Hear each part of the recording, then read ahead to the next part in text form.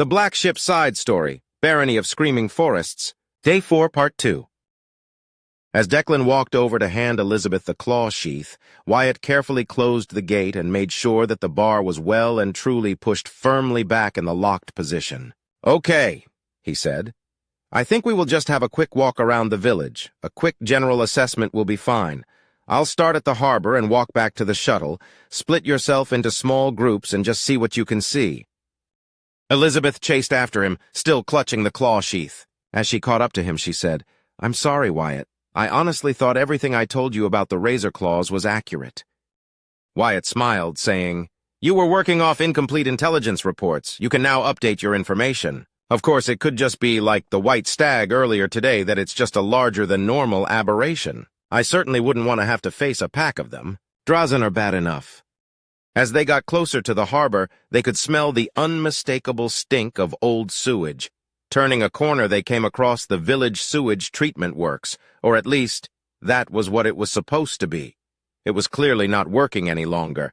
Instead, it just comprised of a large tank full of old excrement.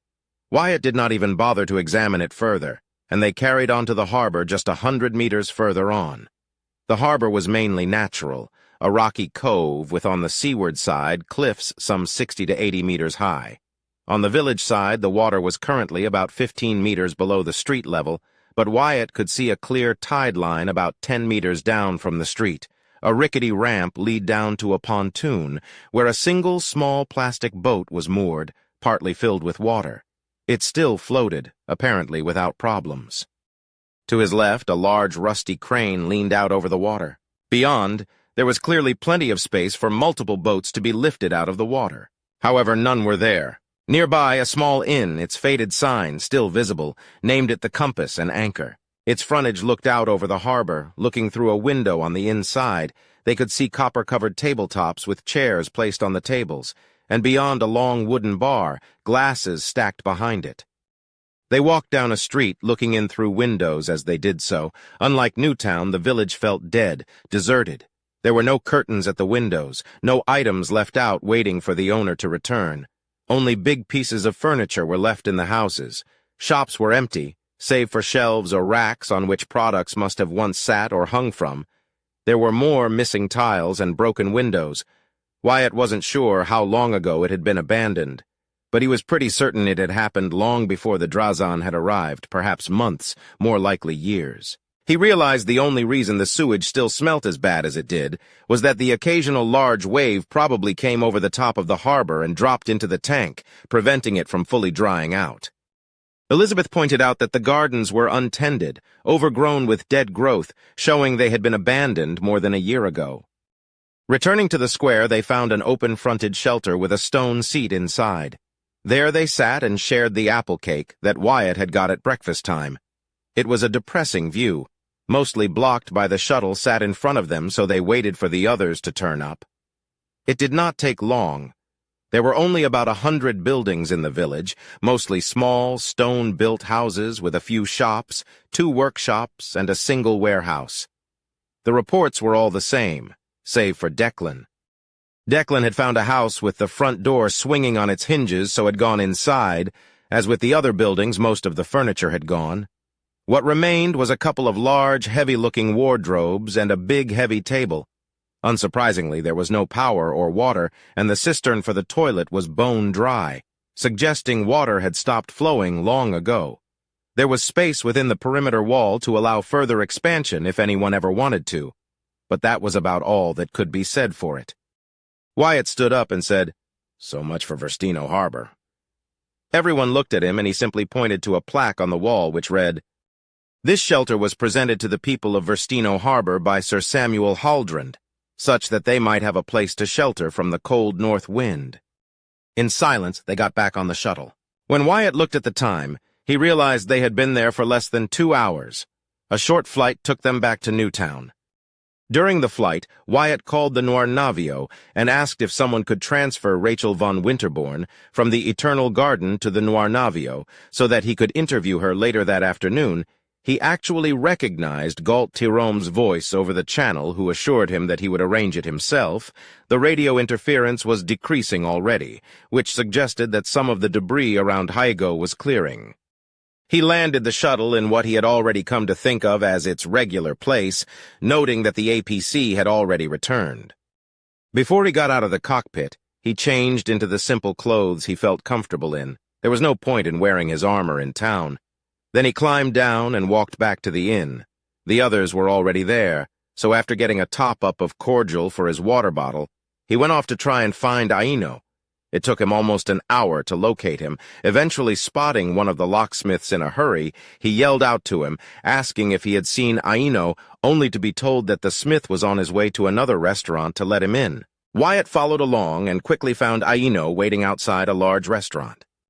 It took the locksmith less than a minute to open the doors of the restaurant. Wyatt was amazed at how quickly he could do so, but then the smith explained that the locks in Newtown were mainly of a single type, and that he had discovered master keys. However, there were 10,000 combinations for individual keys. There were only 100 master keys. All he needed to do was look for the lock number, and that told him which master key to use. Inside the restaurant, Wyatt discovered Aino making notes. "How many are you up to?" Wyatt asked. Aino turned to look at him. "If we include the inn on the square, the fish and chips restaurant at the harbor, and the barracks and school restaurants, this makes 8. I have a list of 14, plus the barracks and school which I did first, then I've been working my way down in size." Wyatt looked around and quickly did the maths. 36 tables, each of which could take 4 people, a potential of 144 people, and this was the 4th largest. "How many seats in total so far?" he asked. Aino totaled the numbers up. "About 1,900 so far, sir, but I guess that not everyone will want to eat at the same place every night. And the school, which can take 300, is, well, it's a bit basic, so is the barracks, but at least the seats there are not fastened to the tables." Wyatt laughed at that. "Good point. I expect some of them might be a little bit small for adults as well," he said. "Yes, sir. Just a bit. So I thought I would check out all the sit-down restaurants in town, sir. There are only 8 in total. The other 6 are takeaways, but you said you wanted to get things running quickly," came Aino's cheerful reply. Wyatt thought for a moment before saying, "You're enjoying this, aren't you, Aino?" Aino paused for a moment, thinking about what Wyatt had just asked. "Yes, Wyatt, I am. I can do this, sorting through stuff, working out what's needed. He paused briefly. "I actually like being useful. It feels good. Before, when I annoyed my father, well, he had me do jobs. Still, then there was always someone else, a servant usually, double-checking everything I did. I could have taken the day off, gone out drinking, and the work would have still been done. Here I feel that I'm both wanted and needed. There's no grumbling either. Everyone is getting on with their work, no matter what we ask of them.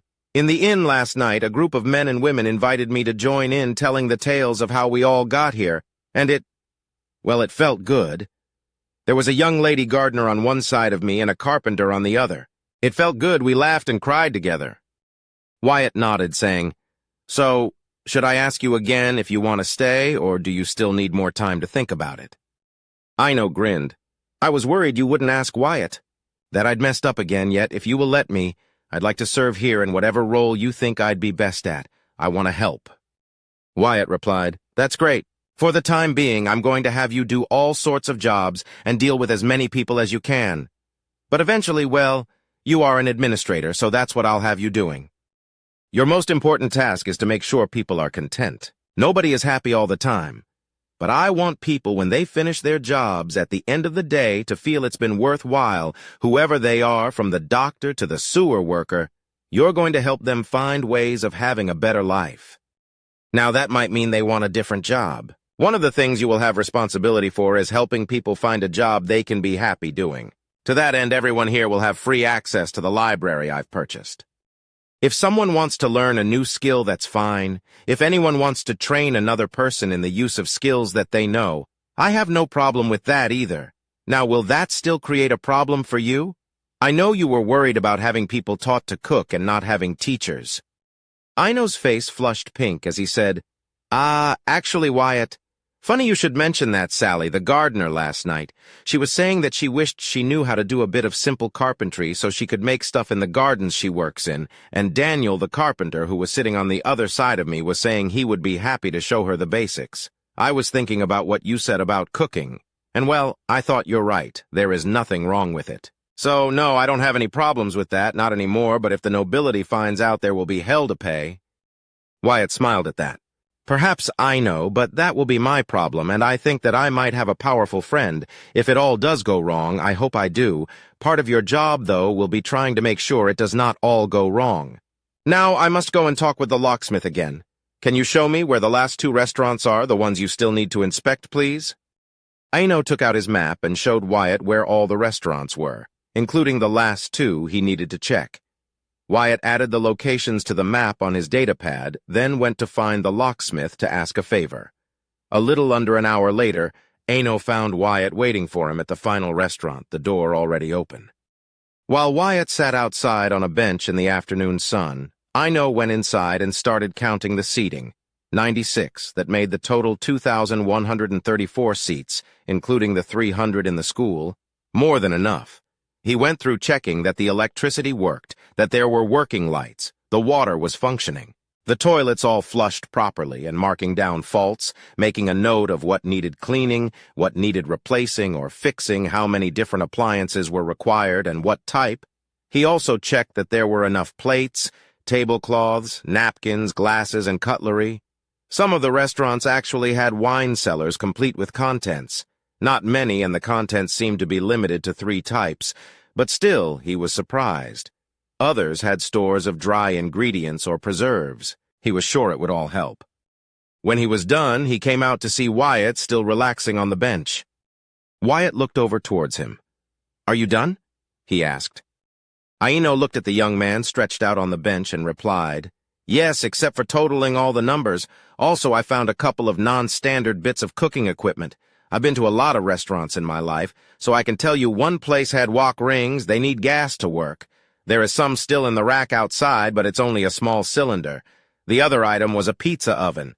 It's electric, and it still works, but it looks pretty old. You might want to find out the cost to replace it. I've got the details of those separately, along with a list of bulbs and plates and saucepans and, well, everything I thought should be replaced." Wyatt sighed. "I really hope I can get a good deal on some of this. It's going to cost an absolute bloody fortune," he said. As they walked back towards the inn, Wyatt asked Aino, "I suppose as a noble, you're going to need someone to clean up after you and prepare your egg and soldiers for breakfast, right?" Aino at least had the good grace to look embarrassed as he replied quietly, "I'm afraid so. It's that or learn from someone how to be able to do it myself." Wyatt let out a grunt that might almost have been a laugh, causing Aino to look oddly at him. As they approached the crossroads before the bell tower, Wyatt paused at the crossroads, saying, "I expect there are some servants in amongst the prisoners. I can ask at least if any of them might be capable of looking after a foolish young administrator, but then we can't put you in one of the regular houses with bedrooms next to each other and only a single bathroom to share. If word got out, the inhabitants of Hago would hang you by the neck if you were lucky, especially if there were any inappropriate behavior." Instead of turning right to go under the bell tower, Wyatt turned left and walked up the path to one of the pair of larger houses on the crossroads, taking a small set of keys from his left pocket and making sure he had the right ones. He opened the front door, then gestured that Aino should follow him inside. As Aino came in through the front door, Wyatt said, "I realize that this little house is likely much smaller than what you are used to, but there are separate staff quarters beyond the kitchen. The rooms are more than large enough for 1 or 2 to share should you be lucky enough to find someone who wants to, and there is even a separate dining room with doors that open to a pretty garden at the rear. It does, of course, need a good paint job, but the builder gave it a good going over and tells me there's nothing wrong with it other than that. Of course, it's also a very short walk to your office and handy for the inn, perhaps for a drink with your new friends in the evening." Aino looked at Wyatt. "You're serious?" he asked. "Of course I'm serious. I'm always serious. I can't help it if some people don't believe me," said Wyatt. "All I ask is that you don't disappoint me or the people of Newtown. When you're done looking around, I'd be grateful if you'd bring me those numbers. I'll be outside at the inn. Oh, and you don't need to move in right away. I'd suggest waiting until I can at least find you someone who can make breakfast for you. Wyatt wandered across and under the clock tower. It was nice to be able to do something good for a change, but for some reason he suddenly felt really hungry. The 4 o'clock bell rang just after he entered the square, and he saw one of the cooks bringing a tray of food out to the sergeant major and his squad of men and women. It took a moment for the sergeant to realize that it was Wyatt back in civilian clothing rather than his armor, but as soon as he did, he yelled out, "Attention!" Instantly, there were 10 people standing at attention in perfect order, making Wyatt feel awkward. Wyatt said, "As you were, don't let good food go to waste, please," and 9 of the auxilia sat back down. Wyatt recognized Declan's driver, but was puzzled. The APC had been parked outside 2 hours earlier, so he was curious as to what the sergeant and his men had been up to for the last 2 hours. But first, he looked at what they were eating. It appeared to be fried egg and cheese sandwiches, so Wyatt went into the kitchen to ask if they could possibly make him a couple. He knew it would likely be between 3 and 4 hours before he could eat dinner on the Noir Navio. Then he went back to see the sergeant major. He sat down at their table, telling them, "Ignore me! Eat! Enjoy your food! I'm sure you earned it!" Looking at the sergeant major, he asked, "Did they earn it, Sergeant Major?" "They did, sir," was all the sergeant said, but the way he said it was different. Previously, the sergeant had spoken to him as any non-commissioned officer or commoner speaks to an officer of noble birth, but now there was something in his tone that seemed to suggest respect. Wyatt decided to press the matter. Just as his fried egg and melted cheese sandwiches arrived, he bit into the sandwich and got a mouthful of wonderful flavor. "Damn, that's good. Whose idea was this?" he asked, watching as 9 pairs of eyes looked at the sergeant major. "Good idea, Sergeant. As a new friend pointed out to me recently, it's important to keep well fed. Now, did you learn anything today?" he asked the table. Several hands went up, much like children in school, so Wyatt decided to play the role of teacher, pointing to each in turn. "Drazen are a lot heavier than you think. Their brains are where we have our stomachs. Never piss off Baron Staples." That last comment got the speaker a nasty look from the sergeant. Still, Wyatt decided to let the Baron comment go. He was pretty sure where the advice had come from, so instead he said, "Well, I can see that the sergeant major was clearly an excellent choice for your instructor, as he appears to have imparted some very important information to you in a matter of just a few hours. Now, is there anything you'd like to ask, Sergeant Major?" The sergeant major seemed to be trying to decide how to phrase his question. Finally, he said, "With respect, sir, what the fuck did you shoot that bloody thing with, sir?" Wyatt took one of his pistols out, dropped the magazine, and ejected the chambered round before passing it to the sergeant. Sergeant Major Michael Starrant carefully handled the Soul Snatcher, taking in the custom modifications, and then passed it back to Wyatt, saying, "If you don't mind me saying, sir, you have some very good friends, but they clearly judged you to be rightly worthy of such weapons. I understand people only heard 3 shots for the 6 holes you put in that Drazen." Wyatt reloaded the Soul Snatcher, chambering a new round and then lowering the hammer and holstering it again as he did so, showing the matching weapon on his other hip. "Tell me, Sergeant Major, you have a Private Lily Bauer working for you, do you not?" asked Wyatt. The sergeant nodded. "Yes, sir. Fine young woman. She's good. I left her in charge here whilst we went off to pick up the Drazen. She had everyone running drill with her for 2 hours straight. She barely broke a sweat." Wyatt considered his next words carefully. He stood up and walked slightly away from the table, motioning for the sergeant to come with him. Quietly, he said, "Sergeant Major, you will need a handful of junior NCOs to help you out here. It's a minimum 5-year posting, possibly a permanent position if you'd like it. I want you to take Private Bauer and anyone else you think likely candidates and push them as hard as you can for the next few days. Take a week if you need it. Give them responsibilities. Push them hard as you think they should go, but I want the best half-dozen ready in 5 days for some instant promotions to corporal. If you think anyone can take it, you can suggest one as acting sergeant, but only if you think they can do the job." The sergeant saluted Wyatt, replying to his request with a, "Sir, orders received and understood, sir," before returning to the table. Wyatt saw Ino coming towards him with a notepad, so he grabbed his second fried egg sandwich and went to meet him. Ino passed him a single sheet of paper on which, in perfect handwriting, he had written all the items the 10 kitchens required. Wyatt placed the list in a pocket before telling Ino, I'll see you tomorrow morning." Then he returned to the shuttle, changed into his uniform, and got clearance to return to the Noir Navio. Once again, it was Galt he spoke with. When he asked about Rachel von Winterborn, he was told she had been transferred to the Noir Navio and that Wyatt was to report to Princess Clara on his arrival and without delay.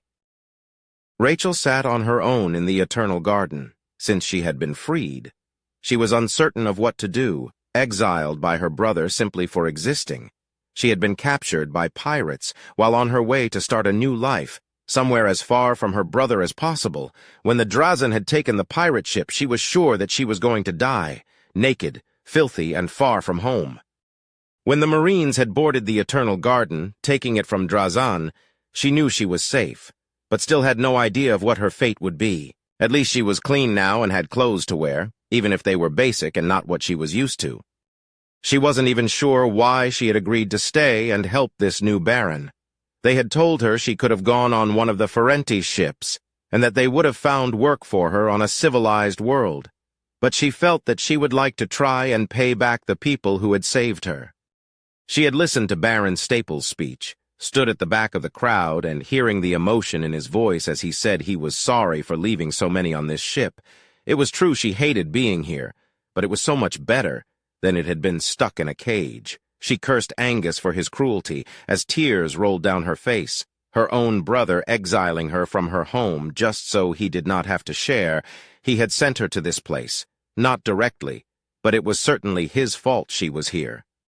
Suddenly she heard her name being called. "Rachel von Winterborn. I'm looking for a Rachel von Winterborn." Two men wearing full combat armor were calling her name. She got to her feet and wiped her face from where she had been quietly crying, then waved, "I'm Rachel von Winterborn." The two men jogged over to her. As they approached, she realized they were not simply Auxilia or Marines. These were Royal Marines. Their armor and equipment were obviously superior, and they could be nothing else. The apparent Marine in charge said, "You are Rachel von Winterborn? What was your father's name?" Rachel nervously answered, "Yes, I am. My father was Albrecht von Winterborn. What's this about, please?" The Royal Marine simply said, "We would like you to come with us." Rachel didn't know what she had done or what this might be about, but she was no foolish girl. One did not argue with a Royal Marine who were legendary. Since having her arms and legs pulled off did not seem like a good idea, she simply said, "Of course," and followed them. They left the grassy area and entered a large corridor. At one end it was dirty, the walls and floor covered in things she didn't want to think about. Partway down the corridor, a group of men and women were hard at work scrubbing it clean. The orange jumpsuits with the reflective letter P on them identified them as prisoners. Rachel realized these must be some of the pirates who wished to try and redeem themselves. The prisoners swiftly moved to either side of the corridor to allow them to pass. Not a word was said by anyone. Eventually, they arrived at a shuttle bay and boarded a Principality shuttle. It did not take long to reach another ship, but when they got off, Rachel was stunned. This did not look like any Principality ship she had ever seen. There was work going on, repairs on damage they must have taken in the battle, that resulted in the Drazen defeat and her eventual release. But still, as she was escorted through gleaming corridors, it was hard to think of this ship as a vessel of war. It was as good a finish as the passenger vessel she had returned home in, after qualifying top of her class, the last gift her father had given her. He was dead just 7 weeks later. They stopped before another door with 2 Royal Marines outside and 2 strange cylindrical objects. Nothing was said, but the doors opened and she looked in to see Princess Clara Astor, the second princess, the one they called the Reaper. Rachel's eyes went wide, both in surprise and at least a little fear. Behind the princess, a tall, muscular young woman with blue hair stood looking at her with piercing blue eyes. That had to be Cynthia Winfield, the Bloodrend. Cynthia looked at the young woman standing in the open doorway. "You do know it's rude to stare, don't you?" she asked, before adding, "You had better come in. We don't want to leave the doors open all day." Rachel entered the room. Never in her life did she ever expect to even see a prince or princess in person, let alone be invited into their personal rooms. "My princess, I am sorry for my rudeness. I never expected—" This was all she could say. Clara said, "Why don't you take a seat, Rachel?" "There's grape juice and cakes. Please help yourself." Rachel tried to protest. "My princess, I am ashamed. I'm not fit to be presented to a member of the royal family. I am just an exile, and I am dressed no better than a commoner." Clara pretended to consider what Rachel was saying, taking the time to study the young woman. She had obviously been crying. She was dressed in simple commoner clothing, though it was clean and well-made. She was clearly frightened, but still trying to do her best, even though she was not sure why she was in front of Clara. Clara stared into Rachel's eyes and said, "Tell me, Rachel von Winterborn, how should a chartered accountant from a lesser noble house present herself to a princess?" Rachel looked across into Clara's eyes and saw nothing. She could not help feeling that this was either a test or some kind of trap. She answered the only way she knew how, with what she had learned many years ago from her father. "As a professional, I should be dressed as such. A business suit in house colors would be acceptable. Hair and makeup should be simple and delicate so as not to draw attention away from those who have greater rank and status.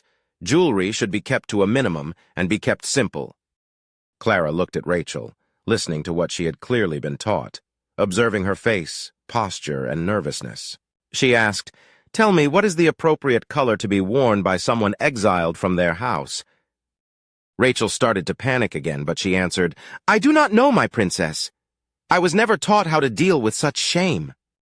Clara said, "If an individual has no house, but instead serves a lord, it is considered appropriate to wear the colors of that noble house.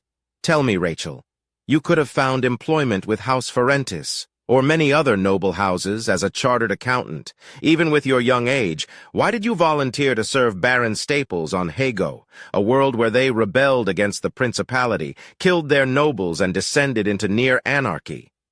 Rachel had no idea where this strange conversation was leading, but so far answering truthfully hadn't got her executed, so she replied, "In truth, my princess, I heard it mentioned that Baron Staples was one of those responsible for our freedom. I have nowhere to go. I thought maybe I could repay at least one of the people that saved me by serving them to the best of my ability. A new town must need accountants, and, well, I'm a good accountant. I graduated top of my class. I know I can help." Clara bit the inside of her lip to prevent herself from showing any form of delight. The poor girl had blurted all of that out in a single long stream of words, and now looked terrified once again, scared that she had inadvertently offended the Reaper. Using her datapad, she quickly checked to see what the fabricator could produce with the available materials. Then, making some quick notations, she showed it to her friend. Cynthia raised a quizzical eyebrow as if to say, "Are you sure?" but Clara just gave a nod in return. She then passed Cynthia a small basket, saying, "Rachel, you will go with Lady Cynthia. You will be spending the night on my ship, perhaps longer. Baron Staples is currently on Hago, but will be with us shortly. Lady Cynthia will show you to your temporary quarters. I suggest you calm down and do the best to make yourself presentable. In return, I will arrange more suitable attire for our next meeting to be sent to you." Rachel rose from her seat, realizing she had been dismissed, but remembering her manners, she said a final, "Thank you for your kindness, my princess," before Lady Cynthia escorted her to her new temporary quarters. Cynthia opened the door and showed her the small but private accommodation, which consisted of a small bedroom, a desk, a locker for her non-existent clothes, and compact shower and toilet facilities in their own small room. On the desk, Cynthia left the small basket, simply saying, "This is for you. I will return with clothing for you within the hour." As soon as Lady Cynthia had left, Rachel went to see what was in the basket. Inside were some small pastries and sweets, a selection of cosmetics, a hairbrush and comb, and a basic datapad. When Rachel saw the cosmetics, she could not help herself and let out a small squeal of delight. Her rescuers had done their best, but living on the Drazen ship was smelly and basic at best, so much so that these simple items felt like real luxuries. She wanted to take as long as possible in that shower, but first she had to have one of those gorgeous sweets. Just under an hour later, she was sat at the desk. She had taken what felt like ages in the shower, getting the scent of the Drazen ship off her skin and her hair. Now dry, she had done her hair. She remembered her lessons. Simple yet elegant was called for.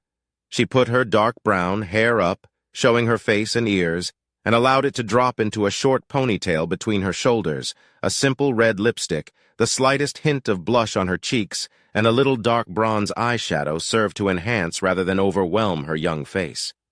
Lady Cynthia returned exactly 1 hour later. She looked at Rachel and gave a single nod.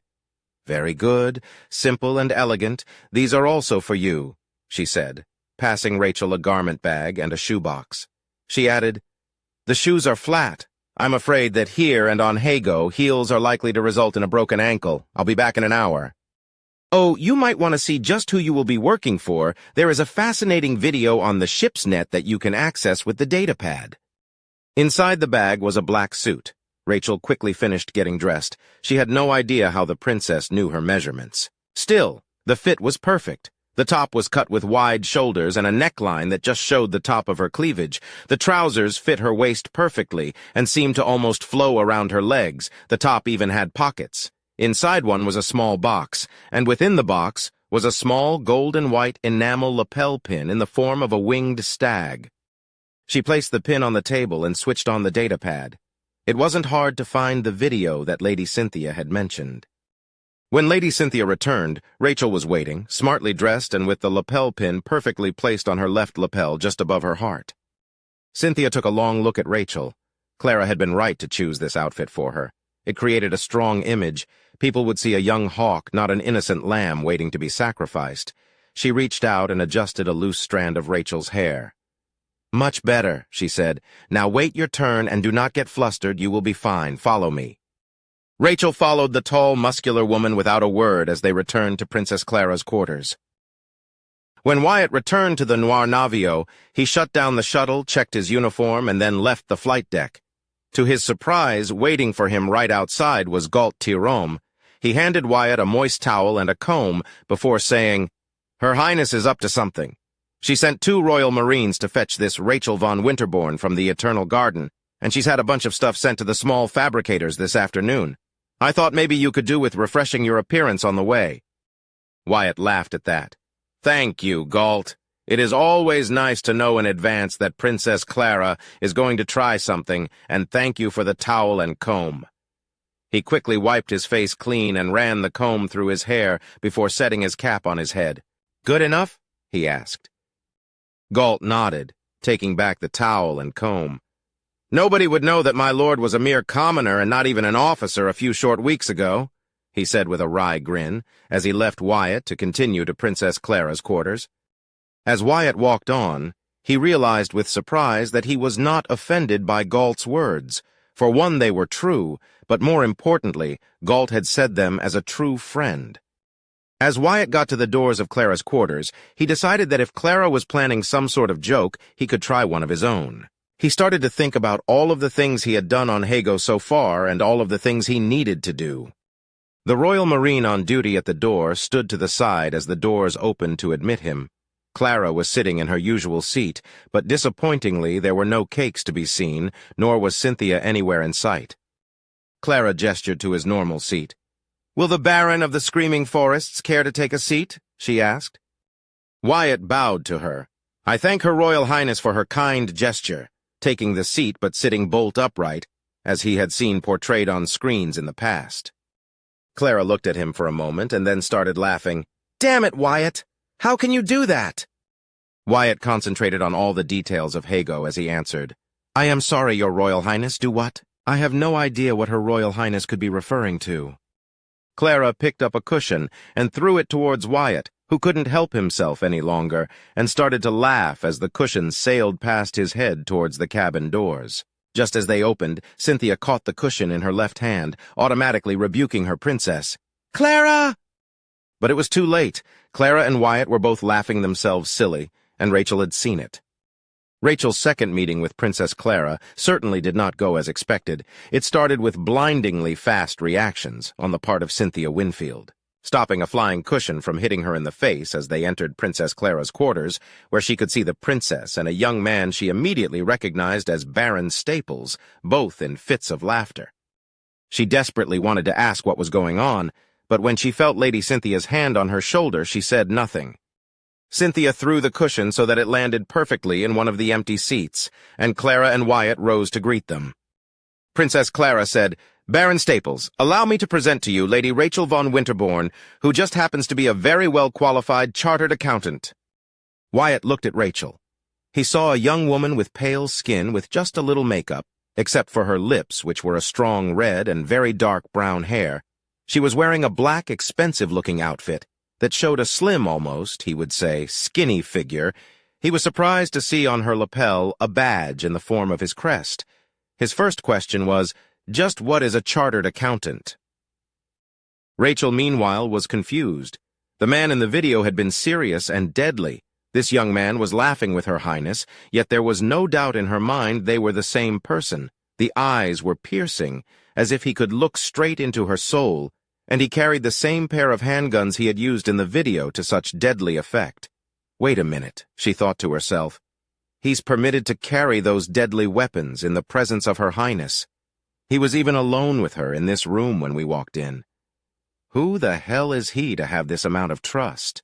All of this went through her head in seconds, but what she actually said was, a chartered accountant is an accountant with professional accreditation, demonstrating in-depth training through rigorous examinations and a commitment to continuing professional development. My chartered status signifies a high level of expertise and ethical conduct in accounting. I'm an associate chartered accountant, or ACA, with the Institute of Principality Chartered Accountants, or IPCA. In time, I hope to become a fellow chartered accountant, or FCA, though this will require at least 10 more years of experience, my lord. Wyatt looked at her for a little longer before he asked, and where did the outfit, makeup, and jewelry come from, may I ask? I do not believe any of that would be found on a Drazen cattle ship. But as he did so, he turned to face the princess. Not wanting to get in any more trouble than she already seemed to be in, Rachel decided that answering diplomatically was the correct option. All the items were provided to me in my new quarters, when I was transferred here earlier today, my lord. She saw his face twitch when she said the my lord at the end, but had no idea as to what was wrong. Clara saw the look on Wyatt's face and said, Lady Cynthia, would you wait outside with Lady Rachel for a minute, please? Lord Staples and I need a quick conversation. Rachel and Cynthia stepped outside, and as soon as the doors closed, Wyatt said, What is all this about? The outfit, the jewelry? I know that was you, Clara. Clara gave a short sigh. Okay, I was having a little bit of fun.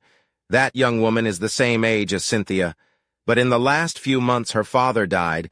She was kicked out of her family home by her brother, for no obvious reason, or none I can discover. Then she was almost immediately captured by pirates, and then by Drazen. When she arrived in my chambers earlier, she had clearly been crying, and she was dressed in the commoner's clothing I had sent to the prisoners, yet despite being terrified of me, she answered my questions with confidence, save for one that she did not know how to answer. Also, she volunteered to serve on Hago, specifically to serve you because she wants to thank at least one person who saved her. Because she knows that you are going to need a good accountant. Actually, she has no idea that in fact you need a really good accountant. I got her records. She is an accounting genius. Most people don't get their ACA status until they are about 27. She gained hers last year at just 21 years old. She is, and I do not say this lightly, probably better at accounting than you are at flying a fighter. That got Wyatt's attention. Clara only gave praise when it was well-deserved. He knew that much. Clara continued. So yes, I gave her some makeup and had the fabricator rush job the outfit and the lapel pin, but I had Cynthia tell her about the video of your trip to the Gallant Venture. She watched it, and it was her choice to pin that symbol over her heart. You need a good accountant, Wyatt. If you don't have one, my fellow nobles will eat you alive. Wyatt rubbed his hand over his chin as he thought about what Clara had said. She was right. He would need someone who knew how to look after his money, or very soon he would run out. Finally, he said, Okay, but you do realize she must have heard us yelling when she came in. What are we going to tell her? Clara had not thought of that, but finally she said, Why don't you work that out, Wyatt? I'll invite the two of you and Cynthia to join me for dinner. You can work out what to tell her and how, and also what you need from her on Hago, and I'll give you any support you need. How about that? Wyatt was grateful now for Galt's earlier warning. If not, the offer of dinner with 3 beautiful young noblewomen might have caused him to faint. Still, all that happened was a slight blush, much to Clara's disappointment. But he considered what Clara had said, once again deciding that, as Galt had earlier, she was just helping him as his friend. However, he could not help feeling that there was some extra reason. He had accepted her friendship, and it would be rude not to accept the offer of dinner.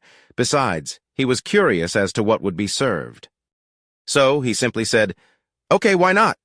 And then watched as the door opened to readmit the 2 young women.